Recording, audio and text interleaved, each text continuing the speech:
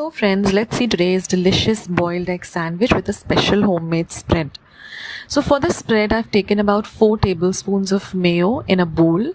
I'm going to add 1.5 teaspoon of English mustard sauce.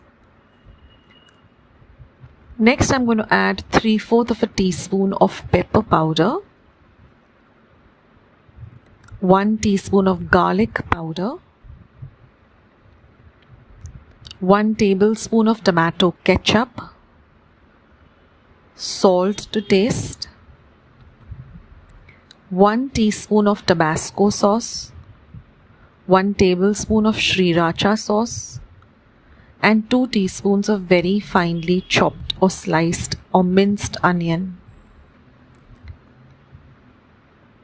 1 teaspoon of finely chopped jalapenos.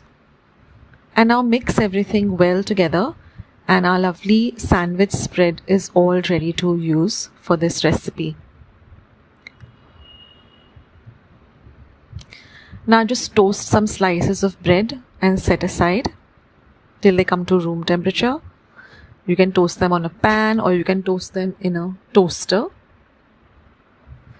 And now you're just going to apply this lovely spread evenly on both slices. And then you're just going to cut up some boiled egg very thinly and place it on the sandwich, on the bread which has the spread. Watch the video till the end because I'll show you how to get the perfect hard-boiled eggs. And close the sandwich, and you can cut them up into triangles and enjoy this lovely boiled egg sandwich.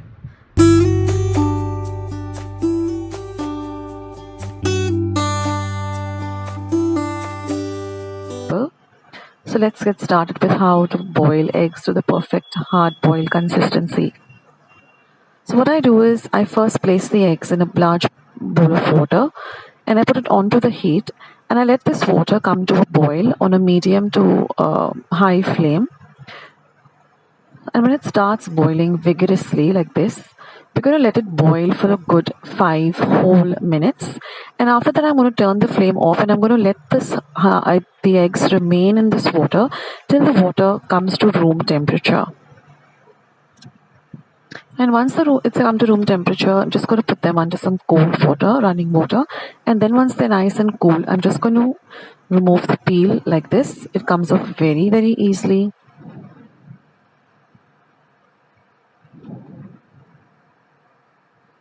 Without any effort.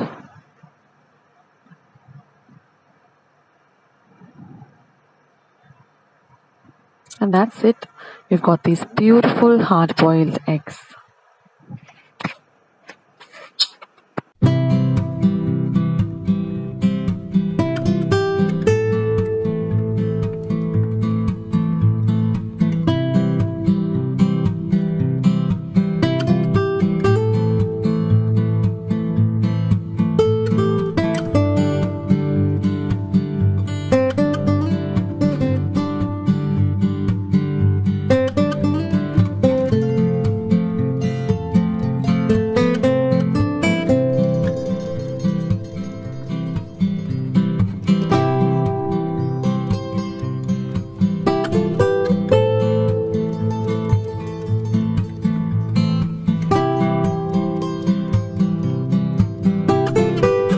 Let's see today's delicious veg cold fingers. It's super simple to prepare.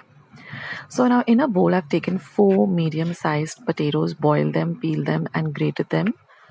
Now I'm going to add half a cup of grated carrots, half a cup of very finely chopped capsicum,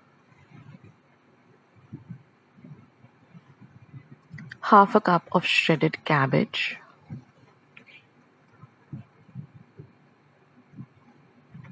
half a cup of finely chopped coriander.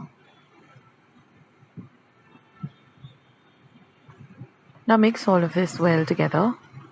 Now we're going to add some salt to taste. Don't add too much salt because we're also going to add the Szechuan sauce or Szechuan chutney, which also has salt. So 2 tablespoons of Szechuan chutney or Szechuan sauce, whatever you have at hand. Next goes in 2 tablespoons of corn flour, which is a binding agent. And now you're going to mix all of this really well together. You can get your hands in there and just see that everything is really well mixed. Now I've taken about 4 slices of bread and I've cut them in the middle like this twice, so I get these long fingers. Then I've taken 2 tablespoons of corn flour, to which I've added about 2 tablespoons of water, and we're going to make this slurry. And this is some roasted sesame seeds or roasted teal. Just dry roast them, about half a cup. Now I'm just going to put this filling on top of the slices like this. Don't overfill it or don't underfill it, about half an inch, and then press it down with a spoon. Now because of the corn flour, everything really sticks well together. So do all of this with whatever slices you have or whatever filling you have. And once all of them are done, what I'm going to do is I'm going to empty the teal or the roasted sesame seeds onto a plate. And now I'm just going to brush these fingers with the slurry of corn flour and water that we made. And then I'm going to sprinkle some sesame seeds on the top. And then just press the sesame seeds down. Now because we've roasted them, they don't easily come out. If they were not roasted, then they would be all over the place and they don't even stick very well. So do roast the sesame seeds. I'm using the white sesame seeds. You could use even the brown ones, whatever you have at hand. And sprinkle a generous amount and then just press it down. The sesame seeds or the teal give a very nice flavor to this gold fingers, and they also give a nice kind of a crunch. And now I've taken a little bit of oil in a pan and I put the bread side down first. Don't put the filling side down first. And fry them for about half a minute till the base becomes nice and golden brown on a low to medium flame. And then with the help of 2 forks, or you can use a tongue, just turn it over once the base is golden brown like this. Now you could deep fry this, but I don't like deep frying this. I prefer shallow frying it because everything is actually already cooked in the filling. All we need to do is just give it a nice kind of a crunch. So in this way, fry all the gold fingers. And once they're done, you can just drain the excess oil onto a kitchen towel, and you can serve this with some ketchup or some Szechuan chutney. Now, if you want to get the gold coin, which is something which is served in restaurants and all you have to do is take a bread slice and cut it into a circle, big circle shape in the center, with using a vati, or if you have a cookie cutter, and then do the same thing. But I didn't want to waste the bread slices, so I went with this gold fingers. So I hope you like today's recipe, and I hope you give it a try. Do let me know in the comment section as to how you liked it. And of course, you can fry only how much ever you want, and you can store the rest in a refrigerator in an airtight container and fry it whenever you want. So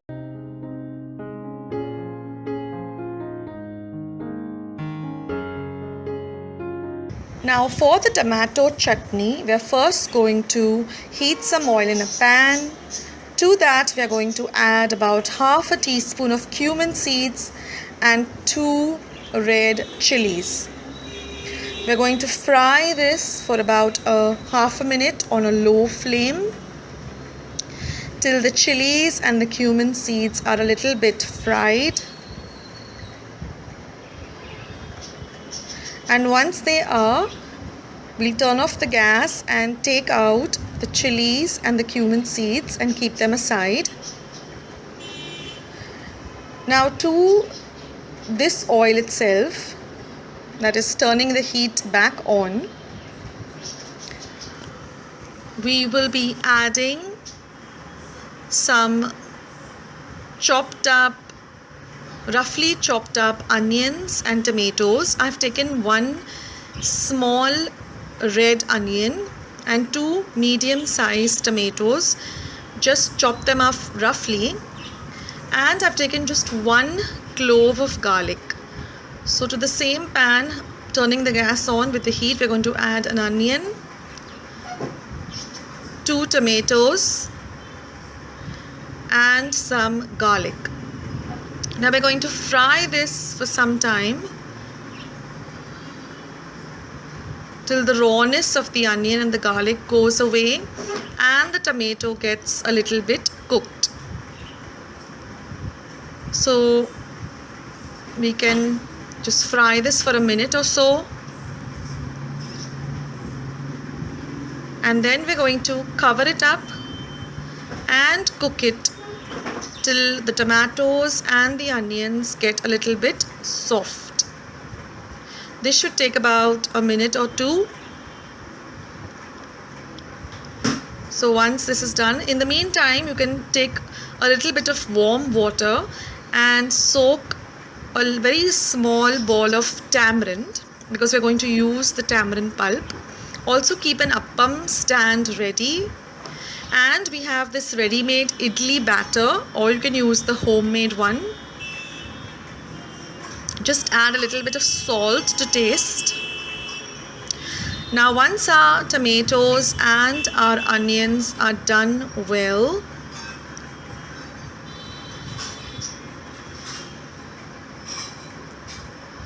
it still has to get a little bit softer.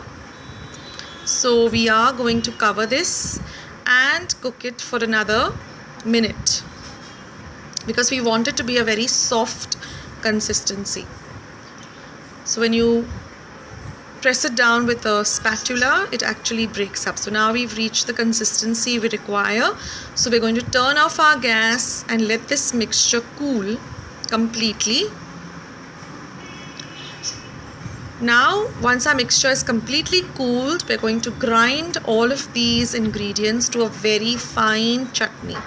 So first goes in the onion, the tomato, the garlic, followed by our red chilies and cumin, which we have fried.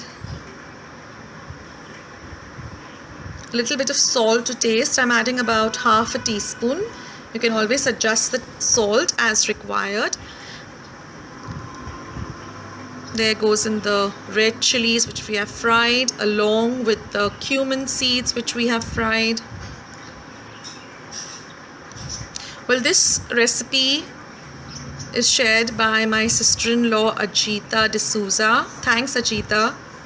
This is such a great recipe when you have unexpected guests coming over. You know, it's so quick and the chutney is just delicious. So there it is. Look at the lovely orange color.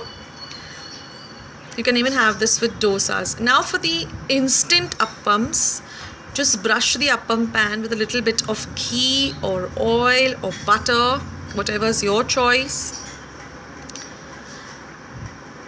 And we're just going to pour in our idli batter, which we have added a little bit of salt to taste.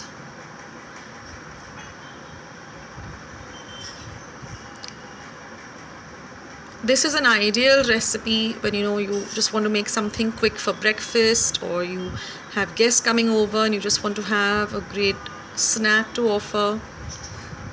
It's really very delicious. And now we're going to just cover this and cook it on one side for half a minute on a low to medium flame till our appams are nice and brown on one side. And now using 2 teaspoons, first check that a little bit brown. They have to be a little bit brown on the edges. That shows that the underside, the under part is cooked. Yes, there it is, a little on the browner side. So just turn them very gently using a fork or a spoon. The batter will now get cooked on the other side too. So you'll have these real crispy instant appams.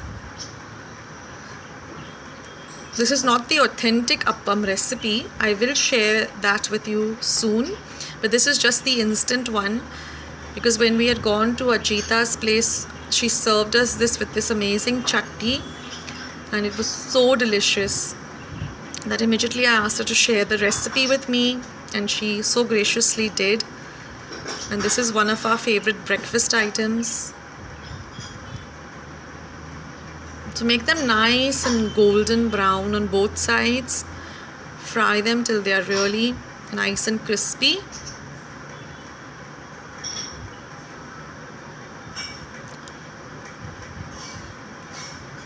Here you can see that they've really cooked very well, and it doesn't even take much time to cook.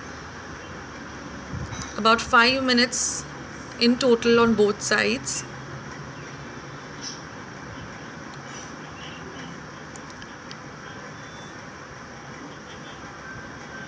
I'll show you one more batch. Just brush it with some, here I'm using some oil, but you can use ghee or you can use butter. The pan has to be nice and hot, but you make this hot, the pan hot on a low to medium flame, not on a high flame.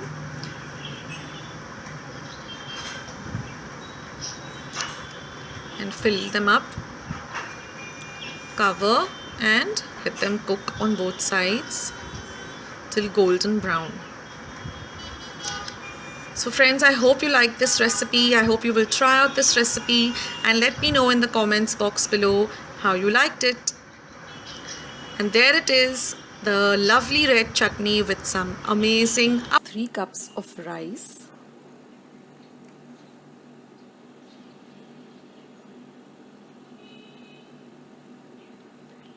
And in a separate bowl, I've taken 1 cup of urad dal. Now we're going to wash this rice and urad dal very well till the water becomes nice and clear. First you'll get this very murky or milky kind of water when you're washing the rice and the urad dal. You have to wash each of them separately, soak them separately.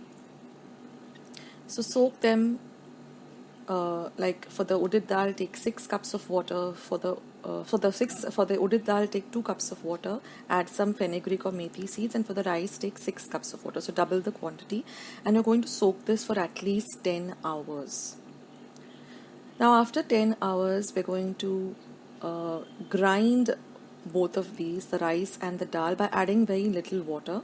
You're not going to add any of the water in which you soaked the dal and the rice. The water you're going to get rid of. You're going to just grind these separately in about, say, half a cup of water or quarter cup of water. And then you're going to mix both the batters. So you're going to grind them separately and then you're going to mix both the batters, mix them well, and then again you're going to keep this batter for about 10 hours. So this is basically the batter that we're going to use to make today's 3 recipes, which is your idli, dosa and uttapam.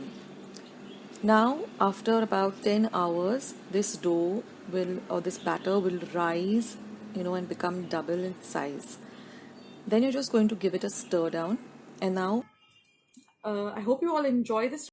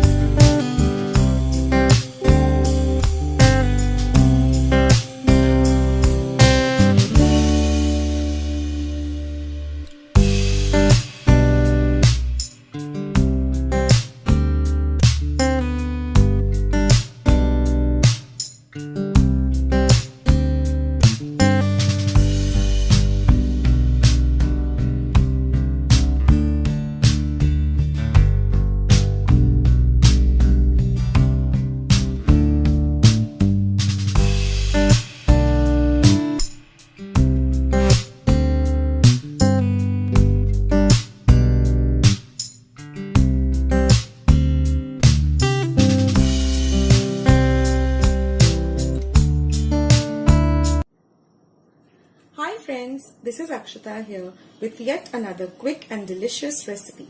Today I will be showing you how to make some potato bhaji. So let's go through our ingredients. Here I have about 3 medium-sized potatoes boiled and cut into small cubes. They have to be small and cut evenly so that our masala coats each and every potato well. Here I have got a paste which I have made using about 3 light green chilies, half an inch of ginger and some curry leaves.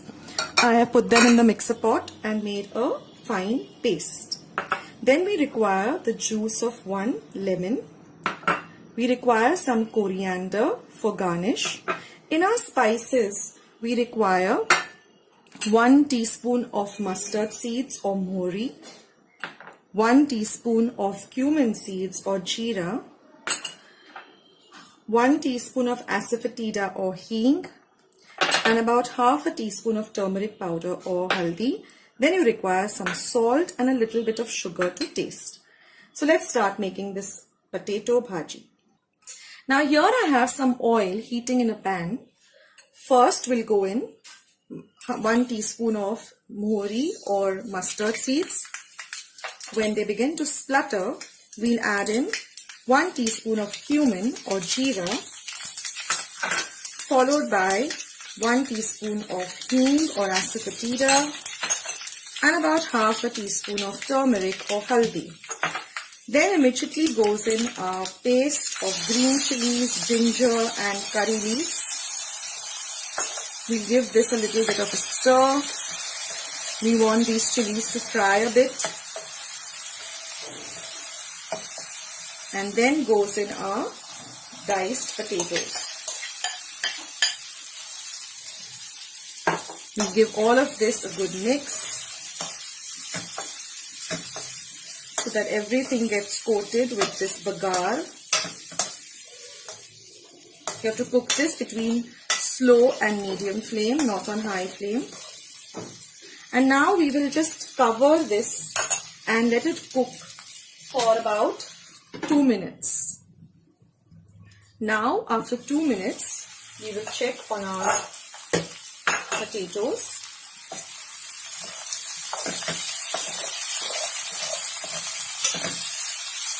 Now we will add in some sugar and salt to taste.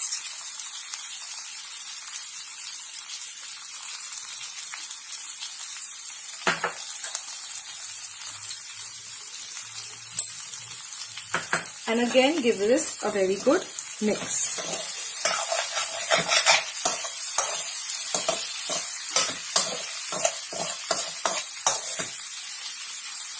Again we will cook this for another 2 minutes.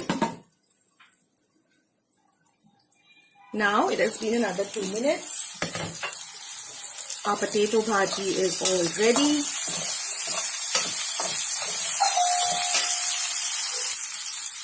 And now all we have to do is switch off our gas, pour in the lemon juice and the garnish of coriander and give it one final mix.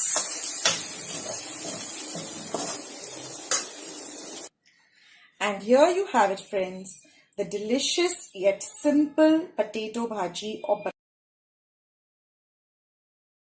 The ingredients are, here I have a cup full of fresh, clean coriander or cilantro.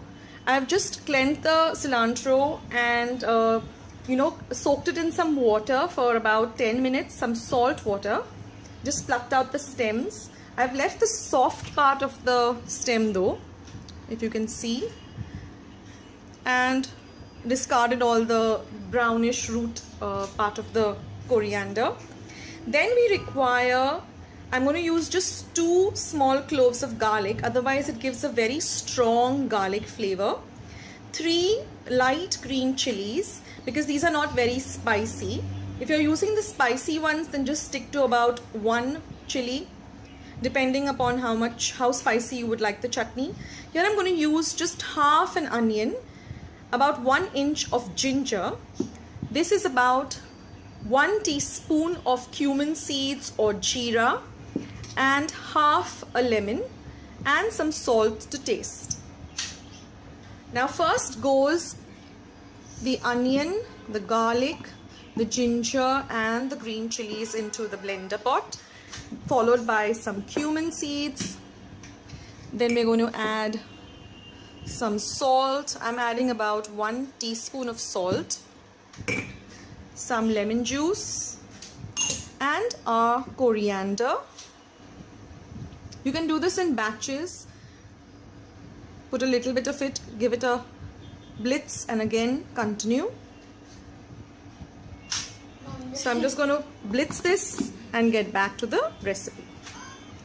And now and because we have a nice light green color, which is so fresh and nice because of the lemon that we added,